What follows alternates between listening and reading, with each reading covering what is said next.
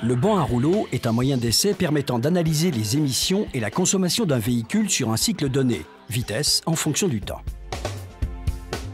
Le véhicule reste immobile et les rouleaux entraînés par les roues et le moteur infligent des efforts équivalents à ceux rencontrés par le véhicule sur une route classique. En parallèle, une soufflerie permet de reproduire le vent en fonction de la vitesse du véhicule. Garder le véhicule ainsi immobile nous permet de prélever en permanence les gaz d'échappement pour en faire l'analyse. On relève aussi, en parallèle, tous les paramètres moteurs. La spécificité du banc à rouleau hybride 4 est qu'il est équipé de rouleaux à l'avant et à l'arrière du véhicule. Il peut ainsi accueillir des véhicules 4 roues motrices, comme la Peugeot 3008 hybride 4. C'est avec ce type de moyens que l'on homologue les véhicules en termes d'émissions de polluants, norme Euro 5 actuellement, et de consommation, donc d'émissions de CO2, sur le cycle européen, appelé cycle NEDC. Pendant que le véhicule effectue un cycle de roulage, ces gaz d'échappement sont prélevés en continu et envoyés dans le tunnel de dilution.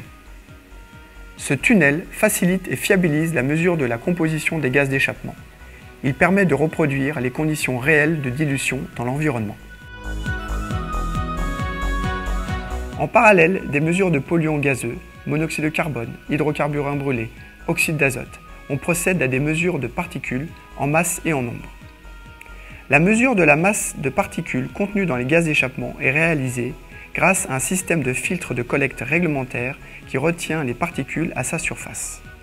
Ce filtre est envoyé au laboratoire pour procéder à la pesée et déterminer la valeur recherchée en grammes par kilomètre.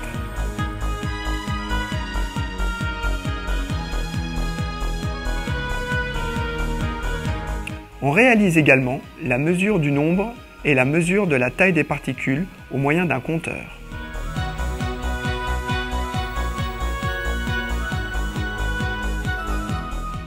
Ce système complexe permet de valider la performance en filtration du filtre à particules sur toutes les tailles de particules.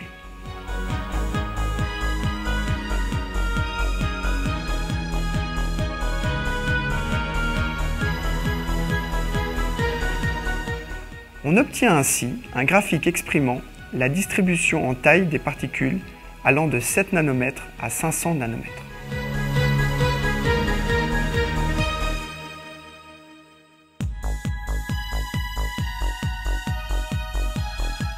L'ensemble des mesures réalisées grâce aux différents analyseurs est enregistré et traité par informatique en salle de commande pour en extraire les niveaux d'émissions gazeuses et particulaires.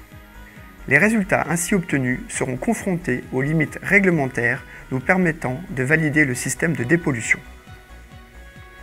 Le filtre à particules est si performant qu'il n'est pas possible de déceler à l'œil nu les particules émises par le moteur. Le test du mouchoir blanc est là pour l'illustrer. Il s'agit de positionner un tissu blanc parfaitement propre à la canule de l'échappement pour forcer les gaz à le traverser. Dans le premier cas, le véhicule n'est pas équipé du système FAP et le tissu blanc prend une teinte grisâtre après quelques accélérations seulement.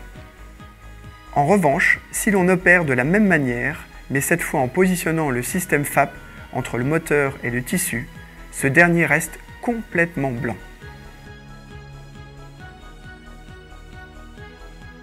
Les particules de suie ont bel et bien été retenues par le système filtre à particules lancé par PSA Peugeot Citroën en première mondiale en 2000.